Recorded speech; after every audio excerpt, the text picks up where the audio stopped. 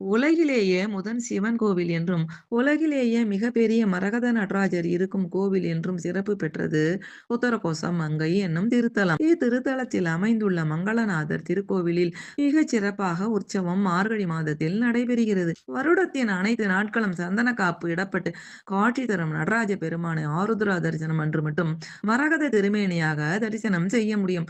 அபிஷேக பிரியரான சிவபெருமானுக்கு இங்கு தினமும் பலவித பொருட்களால் அபிஷேகம் நடத்தப்படுவது வழக்கம். ஆனால் சிவபெருமானின் நடராஜர் திருமேனிக்கு வருடத்திற்கு 6 முறை மட்டுமே அபிஷேகம் நடத்தப்படும். அப்படி மார்கழி மாதத்தில் சிறப்பு அபிஷேகம் நடத்தப்படும் உற்சவம் ஆருத்ரா தரிசனம் என கொண்டாடப்படுகிறது. இந்த ஆருத்ரா தரிசன விழா எல்லா சிவன் கோவில்களிலும் மிக விசேஷமாக நடத்தப்படும் என்றாலும் உத்தரகோச மங்கையில் நடக்கும் ஆருத்ரா தரிசனம் மிகவும் விசேஷமானதாக கருதப்படுகிறது.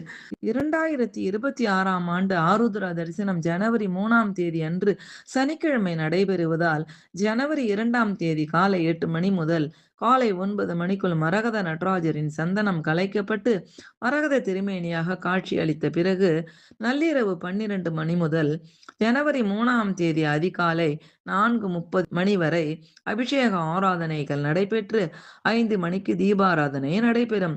பிறகு ஜனவரி 3ஆம் தேதி இரவு வரை சந்தன காப்பு சாத்தப்பட்ட திருமேனியுடன் நடராஜர் காட்சியளிப்பார்.